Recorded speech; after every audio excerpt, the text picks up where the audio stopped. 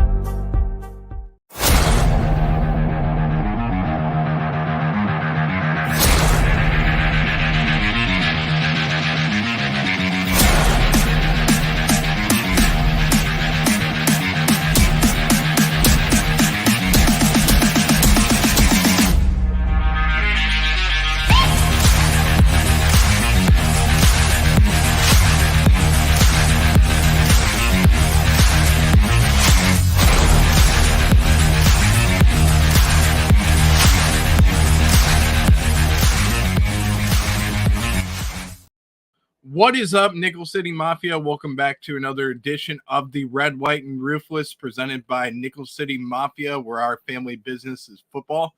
Joining me tonight is my partner in crime, as always, Mr. Sean Kula. You might have met him when we did our fundraising show on Nickel City Mafia, and we were able to raise over $5,000 for Cardell and his family just a couple nights ago. And I want to say and take a moment before we even start our Red, White, and Ruthless show to thank each and every one of you who donated. Anybody that might have passed the message on to somebody else, we greatly appreciate it.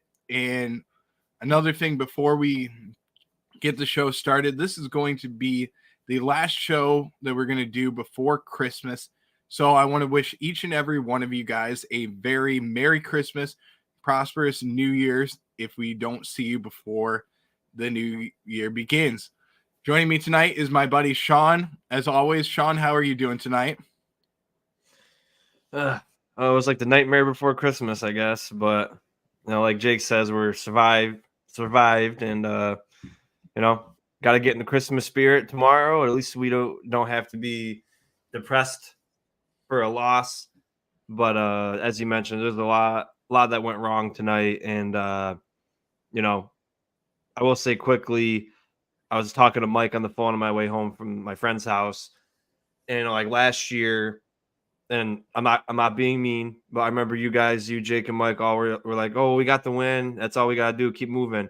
But we finished 13-3. This year, if we lose the game, we're done. So with the season's on the line, you beat two great football teams back-to-back weeks. Then you're playing in a dome against a horrible defense, a horrible offense, a horrible offensive line, a new coach, and a horrible quarterback. And you're down 10-0. And you win off of a last-second field goal, essentially.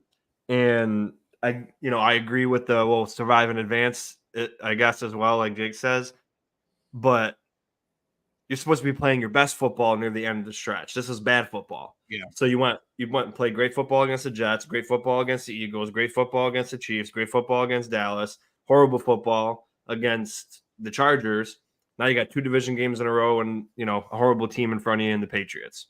So it's, a little bit of a crappy feeling because you thought it should have went better. You thought it could go better. Some good things, but definitely a lot to talk about. And we'll keep it short tonight because we know it's the holidays and, everyone's probably trying to get ready for Christmas Eve. And we'll get you a good little show here, about 30 or 40 minutes, and hit all the points. Definitely, Sean. We will hit all the points. We see a couple new people in the chat. We have sent 7 coming in the chat saying no stress-free football from the Buffalo Bills. I'm driving back home. while listening to you. Thanks for the show and Merry Christmas. Greatly Merry appreciate Christmas, you, buddy. Stank 7. Merry Christmas to you too. And we appreciate you for listening to us while you drive home. Hope you get to your destination safe. That's the most important thing.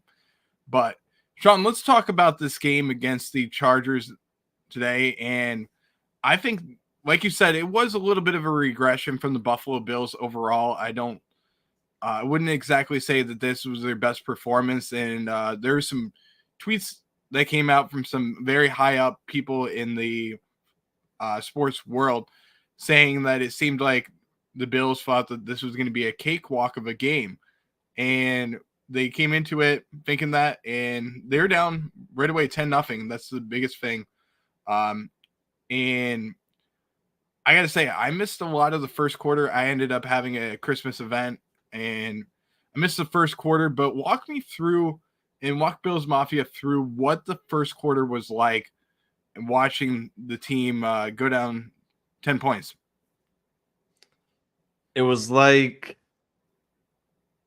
how can I put this?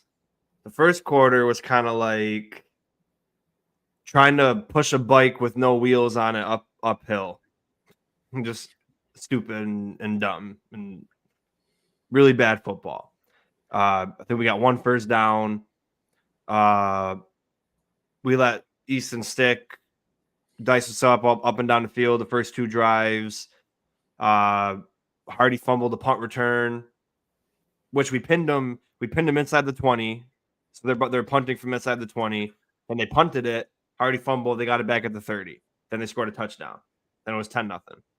We couldn't get nothing going. Josh wasn't making great reads in the beginning in the first quarter. And, a couple drops. I mean, Kincaid dropped one. Davis dropped one, of course. But Davis ended up having a good game, a great game. But just typical shooting yourself in the foot kind of thing. And, after the first quarter, you're just like, this is embarrassing.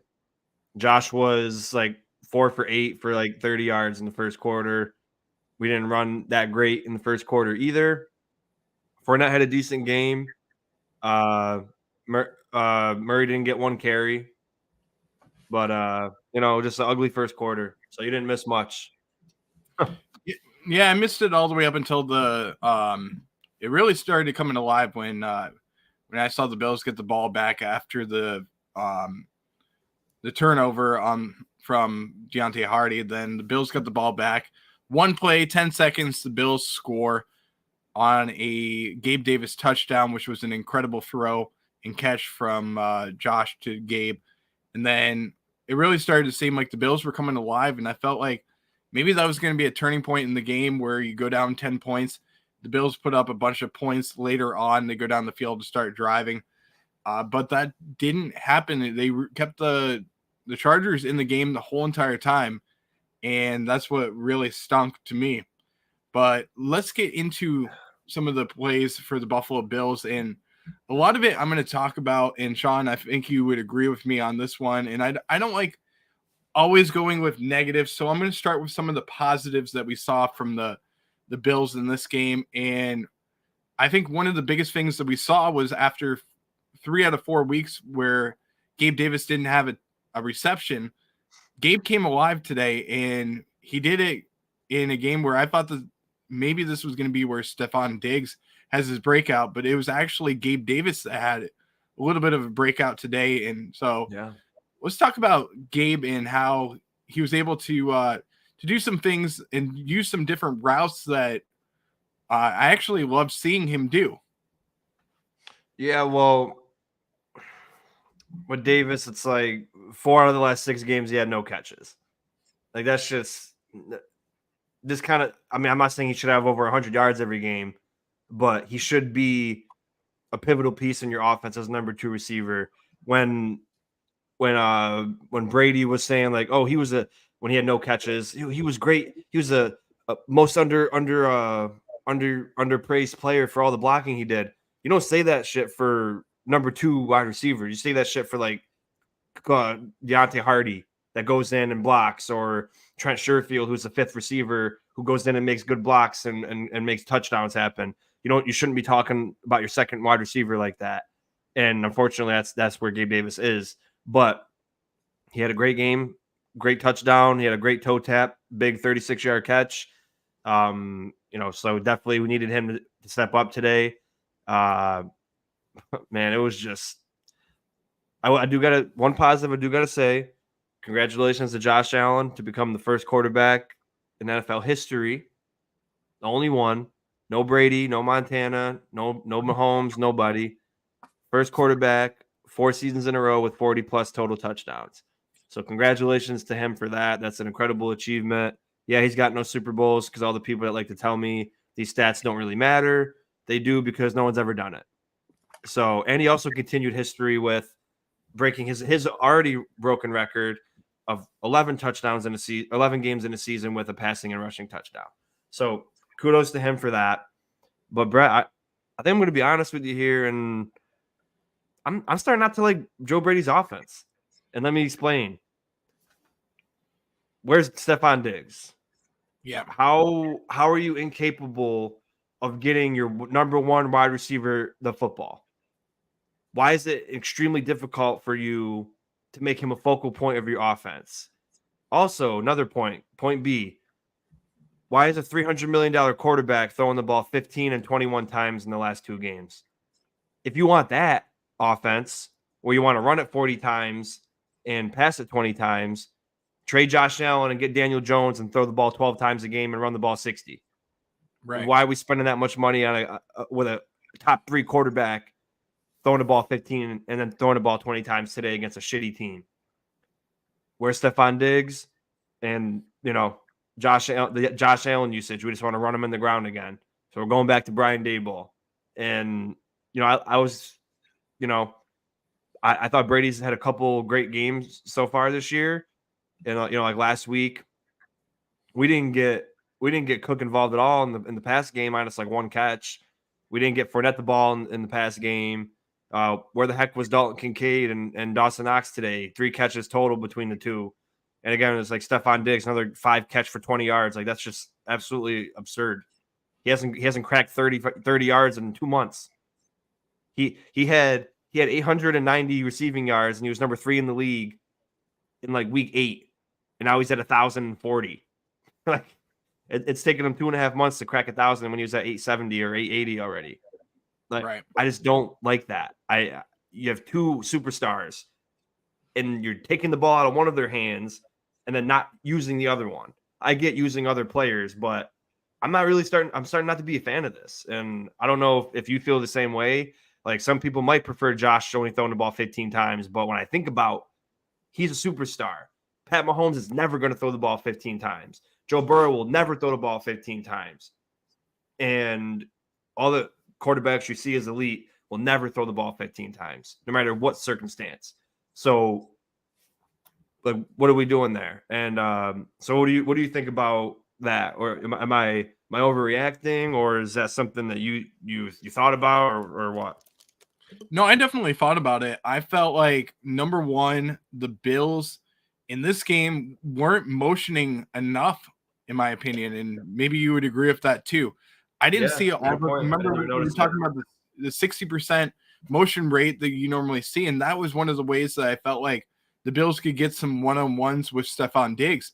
We really didn't see that today. We didn't see any type of movement at all, and I felt like this was more of a letdown, not only from the offense of the Buffalo Bills, but just overall as a team.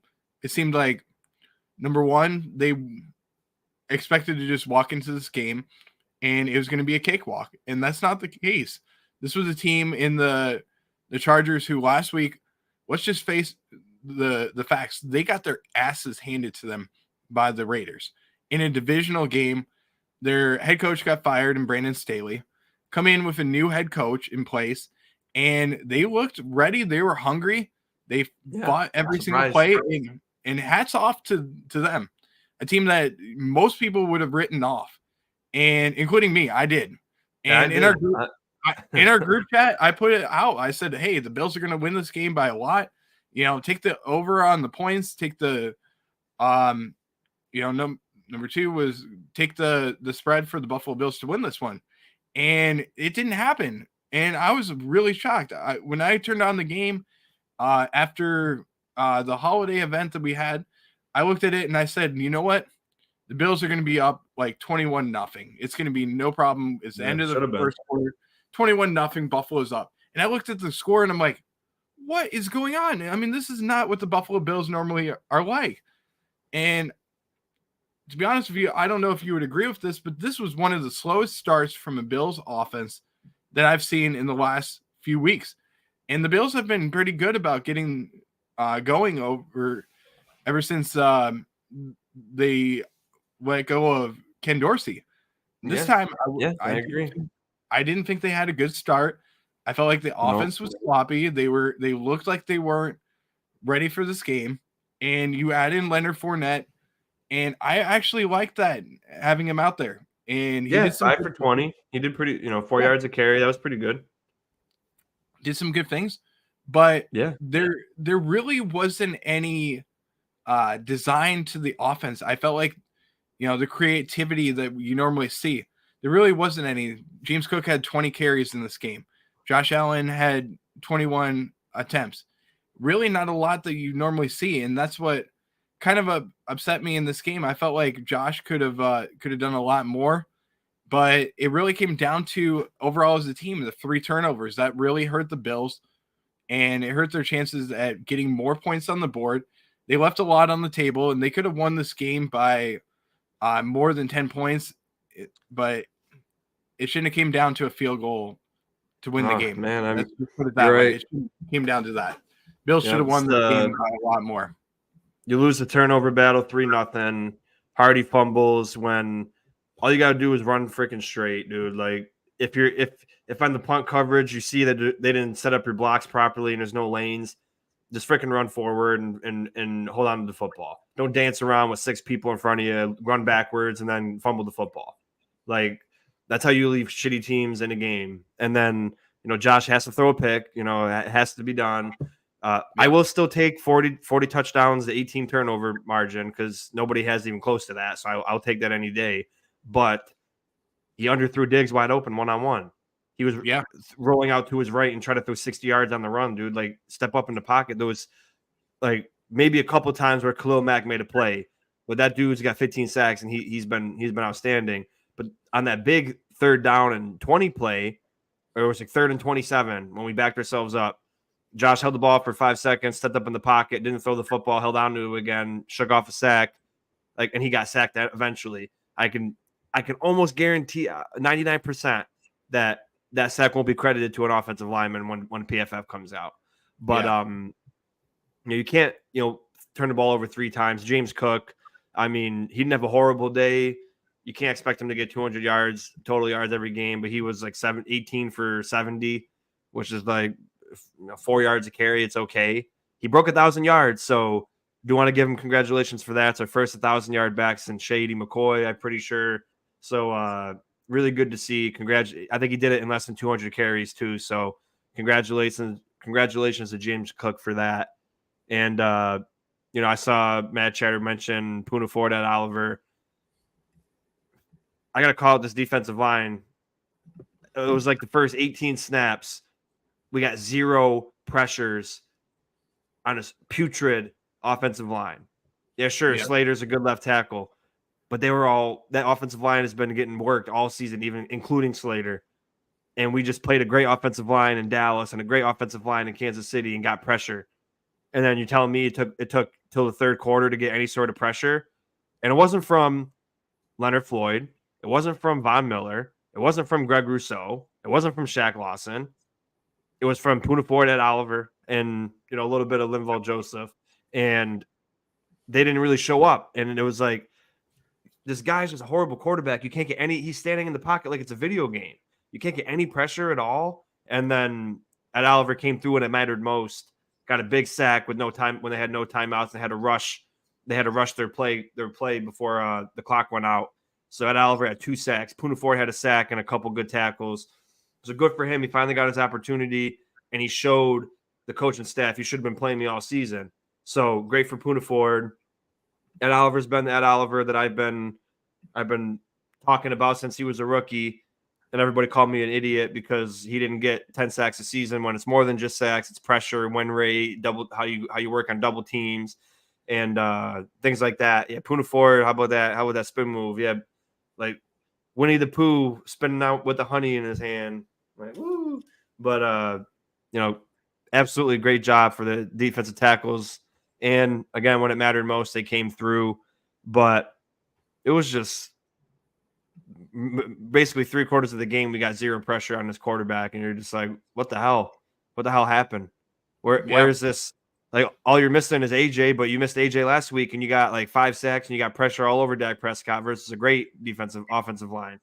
The Chargers' offensive line was horrible. Like, there's no nice way to put it, Brett. So, a lot of things disappointed me. Imagine this this defensive line adding in Daquan Jones and having him back in the lineup. That's going to be a big addition for the team as the playoff race heats up. And yeah, they're 2 games away from the playoffs starting, but adding in Daquan Jones is going to make this defense so much better. And I'll be honest with you, Sean, I don't know if you would agree with what I'm about to say, but there was times in this game where, I mean, it made me very nervous, especially with the injuries that happened in this game. And number one, losing Terrell Bernard and the non-contact injury that he had. Yes, he was able to stay in the game, but I'll tell you what, my heart pretty much stopped when I saw Terrell on the ground, and I'm thinking, okay, I don't know if this might be season ending, but having Dorian Williams out there and now having to be able to call the defense, that was going to hurt us so much. And then after that, Christian Benford going down with an injury, it looked like he might have had a stinger type of injury. That's another thing that really concerned me too. But both players stayed in the game. That's what's great about it. But I'll tell you what, I was getting very nervous about both of them. And to go with one of the comments that Bills fan CA said, did we see Cam Lewis have a sack in this game? And I believe we did see him have a sack in this game. No, well, Jake said it's not a sack if he was running forward, like it was a design run play. So it was a TFL, but Rasul Douglas got a sack. So Rasul Douglas got a sack. Oh, I got Face ID with my new phone. Rasul Douglas had a sack. Oliver had 2 sacks. Puna Ford had a sack, and Bernard had a sack. How about Terrell Bernard this year? 124 tackles, 4.5 sacks, 3 interceptions, 3 fumble recoveries. This guy is like, man, like everybody was worried about him in the beginning of the year. And if I knew that he was going to be like this, I would have traded Edmonds last year and got picks for him instead of letting him go to free agency. I would have traded him. But yeah, I mean, this is a joke. I can't believe how slow the offense was. Yeah, I completely agree. But let's go over and look at the stats from this game. Number one, I want to start with the offense. Obviously, Josh Allen, 15 to 21, 237 yards, 1 touchdown, 1 interception. Pretty okay day from Josh. He missed a couple of throws that he probably wants back, but the biggest thing that he helped out the Bills with was the 2 touchdowns that he had with his legs, 5 carries for 15 yards. James Cook led the way with 20 carries for 70 yards. 0 carries from Latavius Murray, 5 carries from Leonard Fournette, the practice squad Leonard Fournette, and 20 yards in the game. Leading the way at receiver was Gabe Davis, 4 catches for 130 yards, 1 touchdown. Khalil Shakir, which I bet you would surprise you as being the number 2 in receptions number 3 in receptions and 2nd in yardage with 3 catches for 45 yards. Stephon Diggs, 5 catches, 29 yards in the game. Who would have thought that Stephon Diggs would have only 29 yards in this game? That really does show you that you got to get the ball to him, and you got to be able to not only get him the ball, but get it to him in open spaces. And I don't think the Bills have done a good job of that recently. And I agree. You can tell there's some frustration from Diggs. I'm not going to lie. You can start to see it. with him, and I don't blame him, to be honest with you. Like you said, he was started off the year with he had 66 catches for 870 yards overall this season, and he's had a ton more catches in the second half, but the yardage is not the same, and I'm starting to wonder. I don't want to say this word, but I don't think that he's giving his full effort, in my opinion. I don't know if you would agree with Hard that. to tell. I'm it's hard starting to know for sure. I'm starting to see some signs of not giving his full effort, and I hate talking bad about players. That's one thing I don't like to do.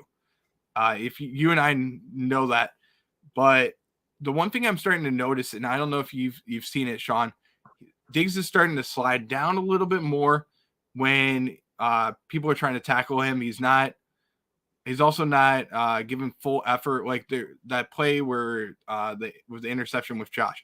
I'm not blaming the interception on Josh. Don't get me wrong, but I'm sorry. I'm not blaming it on Diggs. Is what I meant to say. I apologize. Okay. I meant to say on Diggs. What I'm saying is with Diggs, I noticed that like when the ball was in the air, he wasn't going after it and giving it like a 50-50 shot. He was more of, okay, the ball is underthrown. I get that. But he didn't make an effort to go back to the ball. What he did was the cornerback made a play on the ball, and then he kind of backed up like he didn't want to get injured. And if you watch it on the All 22, you'll see what I'm talking about. It's clear as day where he didn't look like he wanted to get hurt. So I'm starting to wonder, is he afraid to get injured and he's trying to play out his contract this season and then he's looking to get traded? That very well could be true. And he's just kind of tanking it a little bit, trying to get back to the offseason and is looking for a trade. That could be something that he's trying to do. And I don't know. I'm just speculating on that. I'm not trying to start rumors or anything, but that very well could be what's going on with Diggs. Yeah, maybe. It's hard to say. I mean, I do know that he's not produced. Like, here's the thing. Number one wide receivers, they have games like CeeDee Lamb against us. He didn't. I thought he would have done better, but he had like 7 catches for 50-something yards, which to me isn't a non-factor. Isn't being a non-factor. He still produced, but it happens once in a while. But Diggs hasn't had a 100-yard game in 9 games now. Like it's just not how it should be. As for a number one elite wide receiver talent, and he still is. That's the issue. It's almost like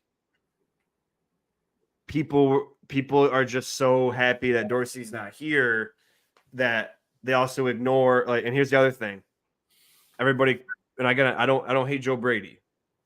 He got thrown into a situation. He should have his own, it would have been better for him if he had his own full year to do everything. However, that's not what happened. So I'm gonna say this. Dorsey's first 4 games of his coaching career for Buffalo, we averaged about 30 points a game. Joe Brady's first 4 games as a Buffalo Bills offensive coordinator, we averaged about 30 points a game. And, we saw what happened with Dorsey. Everybody's thought, we fell off and we were in a great offense. But now we're praising Joe Brady for having 4 games of, great, scoring. But then you look at it, it's like, where has Diggs been since you've been offensive coordinator? As much as people hated Dorsey, he got Stephon Diggs to football, which you should always get your best player to football. I get you want to use James Cook more. You could still use James Cook, but don't ignore. Like when I said I want to use more than Stephon Diggs, I didn't mean I want Stephon Diggs putting up wide receiver 5 numbers. I meant have other people do something and still use him as a focal point, because there's no way that, like, it doesn't make sense. How he's not old, he's not slow, he's not bad at catching, he's not bad at route running, but and then all of a sudden you go from top tier talent and yards and catches and touchdowns in the first half of the season to now you're an afterthought. And now we just let Cook run it 45 times and catch it 15 times out of the backfield, and it's like, yeah, it's cool, but like Diggs is still your best offensive weapon besides Josh. Right. And Jake said it best here. He looks a little bit checked out at times. That's one thing that I would completely agree. He's still out there doing his thing, but there's something up, definitely. And I completely agree with what he's saying here. It's not like he's the same. He's not, in my opinion, putting in the full effort that you normally see. And that could be just the relationship that he has with Josh right now. It doesn't seem like the chemistry is there. And I would agree with that 100%. There's a couple plays where the Bills were in the red zone and they ended up running the ball and Josh ended up scoring on the touchdown. But I felt like, why not give Diggs a one-on-one opportunity? If he can run a slant or something like that, that's the play that Diggs has ran his whole entire career, and he strives in that area. If it's one-on-one, especially with Davis on him, it seemed like he was going to catch the ball and he was going to be able to score. So, number one, his production in yardage has been down. His production in terms of touchdowns, too, has been way down. So give him an opportunity in the red zone to be able to get the ball in his hands, and it would have been great, but the Bills decided not to do that. But let's turn our attention. Comment here real quick. Which one? The last one that Jake put up. So he said it's not even like there's been an effort to scheme him into the offense outside of screens. And I love that you said that, because a big knock on Dorsey from most of Bills Mafia is that Dorsey didn't get people involved and certain people involved and play to their player strengths.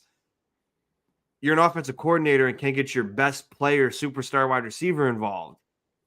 Like, that doesn't make any sense to me. Like, I could go up there and call the same run concept 18 times in a row in a game against Dallas, and it works, and not throw the ball at the Diggs. But now all of a sudden, like, we're not giving Joe Brady the same criticism that we gave Ken Dorsey of he's not using players with strengths. Why Stephon Diggs catching the ball for less than 40 yards every game? That's just not, to me, it's not acceptable. And I know we won. I'm happy that we won. There's a lot of good things that happened, but like I said, to me personally, it's not like oh my God, I don't know. Stresses me out. Yeah, completely feel you on it. But let's get to our players of the game, Sean, and I want to give you an opportunity to get the first player of the game on offense, first player of the game on defense. Obviously, we're going to pick somebody special for special teams. Gets a joke there. So, yeah. But let's get to our offense and defensive players of the game, and I'll let you start off with your offensive player of the game. Well, shout out to the O-line. Giving them a special shout out as always. They should always be the first to get praise. But skill position, I gotta give it to Gabe Davis. I don't know if we're gonna pick him, but I'm sure there's another guy we can pick. But I'm pretty hard on Gabe Davis, which everybody should be. Shouldn't feel bad for being hard on him. But he came out and had a really great game. I mean, he only had 4 catches, I think, but it was for 140 yards and a touchdown. So, excuse me. But I give him my offensive player of the game. And defensive, if you want me to go through mine, or if you want to take your time. Go ahead. Defense at Oliver, of course. He 2 sacks, a couple good tackles. He really came through when we needed him most. He was that closer. And that was huge. Like, who knows what would have happened if we didn't get that sack when they had no timeouts. So, Ed Oliver's been an absolute beast. Yeah, I completely agree with that comment there, Sean. I do want to bring up this comment from Jake Podger real quick, and I'd love to get your opinion on the performance of Mitch Morse. Yeah, a couple penalties, but when they replayed them, it was just like ticky-tack to me, but he got called on a couple big penalties. I don't think he was bad blocking, but that's also the problem when you have a quarterback that runs the football. So whereas they might not have called him if Josh was standing in the pocket, but then as soon as Josh leaves the pocket and then they see when he runs right by Morrison and you see this a little bit, they're going to call that holding. But if he's in the pocket and then they're moving jerseys, they might not call it. So it's it was a little bit tough. I don't think it was his best game, but a couple ticky-tack penalties.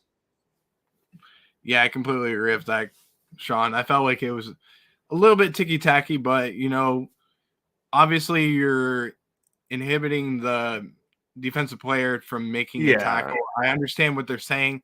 I get the call, makes sense a little bit. Probably if that was Buffalo that was out there, we say the opposite. We say, oh my God, that's definitely a penalty. It has to be called. Yeah. So, well, they did miss. They did miss the holding on Easton Stick's touchdown run. They grabbed Puna Ford by his shoulder pads and then tossed him like that sideways, and which is holding, and they scored a touchdown. So I get, like Matt Cheddar said, they seem legit. They were technically legit calls, but that kind of stuff happens every single play. It wasn't like he grabbed him by his neck and was like his jersey was like down here.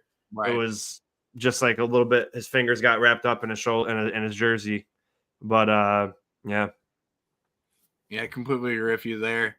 Another penalty that was very hard was definitely the tripping call by Spencer Brown. That was one of the ones that I felt like that was absolutely unintentional.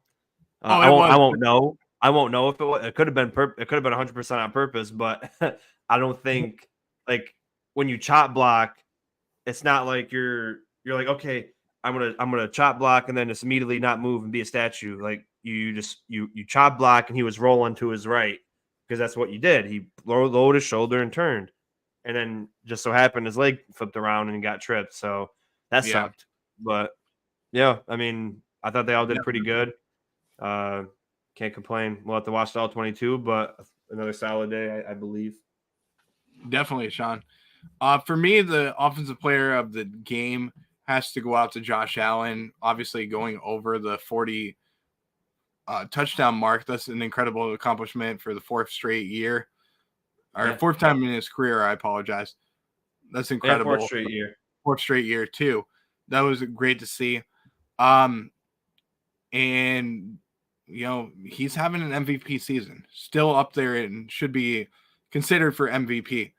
And then for me on defense, you gave Ed Oliver a game ball. I'm going to give it to his counterpart in Puna Ford. I felt like he had a good game today. And I'll tell you what, he's a smaller guy, 5'11", 310 pounds. But I'll tell you what, his motor was running throughout the whole entire game. I liked what I saw out of him. A lot more energy, a lot more passion. And he played with a different, I guess I would say a different battery in him, because he was like an Energizer bunny out there. He really was. He was getting to the quarterback. Yes, the one where he got the sack on the play. It was definitely Ed Oliver that started it, where he got through his man and ended up having Easton Stick scoot up. But Puna finished it off, which was great to see. So and great point about Ed Oliver too, this being that enforcer type player, and that's what I was mentioning, like years past when people were shitting on Ed Oliver. It's like he does other things than just make tackles for loss, get sacks. He is helping other people eat. Like you mentioned, Puna Ford was able to benefit off. I mean, Puna Ford made the play, but like you said, Ed Oliver was the driving force in that. And, it was really nice to see Puna. He got 2 tackles and a sack, and he looked really good too, because when they were running his way, he broke through the line of scrimmage and made the running back make a decision, and it helped out a lot, and it made the defensive ends get some tackles and the linebackers. So absolutely agree with your points. Yeah, there's going to be some decisions that have to be made on the roster. Obviously, number one, we had Jordan Phillips go on IR. So there is an open roster spot on the team, and that could go to either Kaiir Elam or Justin Shorter. One of the two of them could get that roster spot. Or the Bills could decide that they want to go after and poach somebody on another team's roster on their practice squad. That very well could happen as well. There is a wide receiver that is on the Green Bay Packers that I don't know if you saw an article recently this week, Sean, but there's an article that was made about the Bills going after a wide receiver on the practice squad of the Green Bay Packers, saying that and I can't remember the player's name. I'm going to draw a blank, but I guarantee you Jake Podger will have the guy's name. But he runs a 4.34 40, which is incredible speed that he has. Good route running as well. And he's a smaller wide receiver at 5'11", though, 190 pounds. But he seems like he would be an absolute fit, only 23 years old. And hopefully Jake can get me the details on it. But I'm trying to remember who it was. But I'm going to look up the Green Bay Packers practice squad and see if we can Bo get Melton. Yep, Bo Melton. Definitely, yep, Bo Melton. I couldn't remember his name. But I was looking at the Bills roster, and the way that it's structured, they need that speedster guy. And we've seen a couple plays where the Bills have tried to get the ball to Deontay Hardy. But that could be a good focal point in the offense, is getting a guy like Bo Melton out there on the field to be able to hit the home run ball, which we haven't seen a lot of this season. So hopefully, if the Bills are watching and Brandon Beane is out there, he will listen to me and make that happen and get him onto the roster. But the Bills also don't have a lot of spots to be able to fill on the roster. So hopefully it will be a good addition. Matt Chatter is asking, Hardy is not him. I don't think that Hardy is the answer, to be honest with you. I can't believe I let Bills Mafia suck me into believing, after I already said in the beginning I knew Hardy and Sherfield weren't good receivers. But I let all my beloved Bills Mafia suck me in and believe that they would be good receivers. And, I'm absolutely not surprised with their output this year. It's unfortunate. Well, you got to remember this, though. He could be added to the Bills roster after the season, and we'll see what happens. But I'd like to see him at least give him a shot, and he could be a focal point, and he could be somebody that could be looked at as a number 4, number 5 receiver in this offense, and he could give him some opportunities to play kick returner as well. Jake's saying they just elevated him to the active roster for tomorrow's game as well, which would be great to see. Jake also said, I'm definitely more surprised with Trent Sherfield. I completely agree. He was having a good year with the Miami Dolphins, and he just hasn't been a focal point in the Bills offense. And that's where we get into it. We could go on and on about that. So we won't say anything else more about it. But well, for me, I felt Sherfield with Miami, they don't tend to throw to running backs or tight ends a lot. So he was a true number 3 option. He's not even like the 4th option on our team. It's Diggs, Davis, Kincaid, Knox, Cook, then Sherfield, if you don't put Shakir over him. So, he's not that type of guy for us because he's not that true number 3 weapon. That's what the Dolphins, it was Tyreek, Waddle, and then Sherfield. It wasn't Tyreek, Waddle, Jeff Wilson, Durham Smythe, and the guy they traded to the Rams this year for, Jalen Ramsey. I forgot his name. What was his name? Well, he was a bum, but the Dolphins traded him in like a 3rd-round pick for Ramsey. And those aren't their true weapons. But yeah, I mean, good win, and I didn't sleep much. I went to bed at 4 last night. I was too excited from the show. I didn't have any urge to fall asleep after that great show that Nickel City Mafia put on yesterday. So I'm going to tell you this, Sean, and you said it best. I was smiling from ear to ear yesterday. Yeah.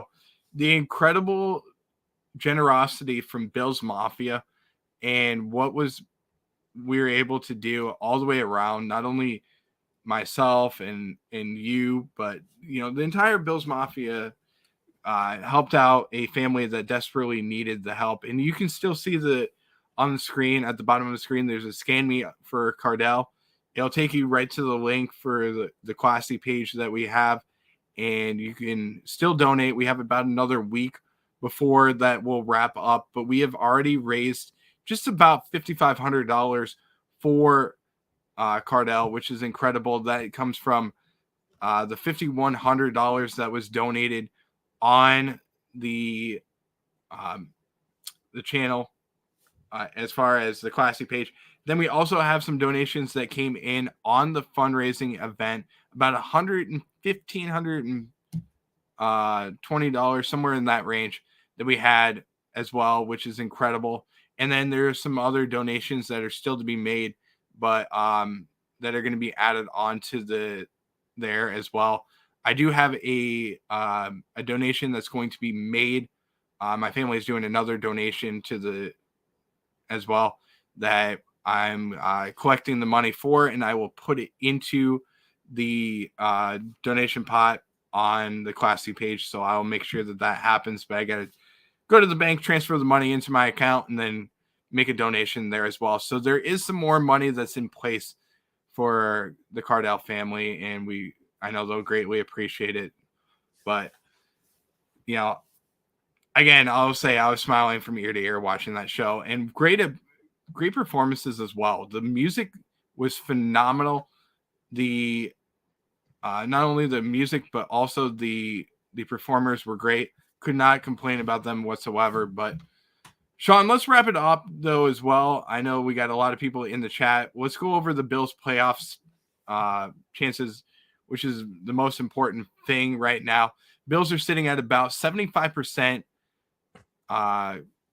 chance to make the playoffs, but they also have a chance at winning the division, about a 29% chance at winning the division, which will go up even more after this win by the Bills over the Chargers. So 2 more weeks. The Bills have to root for a couple of teams this week. Number 1 going to be the Dallas Cowboys over the Miami Dolphins. And then we also need a Cleveland win to eliminate the Houston Texans in the race. And then we also saw the Bengals lose to the Steelers, which only helped the Bills in the race. So 2 more weeks for the Bills, and we win both games, we are in. Comes down to that. But we could have a week 18 game where you and I are going to it, and week 18 could decide the division for the 4th time in a row for the Buffalo Bills. How excited are you for that? Yeah, if it comes down to it, that'll be what football's all about. I'll be looking forward to it. It should come down to it, but we gotta go Patriots. Yeah, completely agree. Mad Chatter saying the Patriots, Jets, Titans, Chargers officially eliminated already. As well, they said the Chargers weren't eliminated before the loss, but there's no way an 8-9 team would make the playoffs. So they were already mathematically eliminated to me before the game, but now they're officially done. Completely agree with you there. Jake also saying, Brett, you're the man. Also, shout out to you both for crushing trivia, and Hannah. That was great. If you didn't see the trivia, Sean and I both won in trivia, which is going to be our $50 are going to be donated back to Nickel City Mafia. We'll do another donation, and we will do another show later on in the season, probably around the time of the Super Bowl. We'll do a show and give out those 2 $50 gift cards as well. Bills Fan CA coming in saying you guys are great. Thank you everyone for making that event special, a special one. Couldn't do it without you all, as well as we will all be Cowboys fans tomorrow. Completely agree with that. But Sean, I want to thank you so much for being a part of the Red, White, and Ruthless show tonight. Merry Christmas to you and your family. I hope you have a great one. And to all the Bills Mafia, we wish you a very Merry Christmas and a prosperous New Year. We will be back next week on Saturday at 8:30 p.m., our regular starting time on the Nickel City Mafia for another edition of the Red, White, and Ruthless. We are going to have a lot more to talk about, number 1, but we will also get you ready for the Patriots game in that matchup, which is going to be a great one to come. We'll see you next time for another edition of the Red, White, and Ruthless. Until then, go Bills. Go Bills.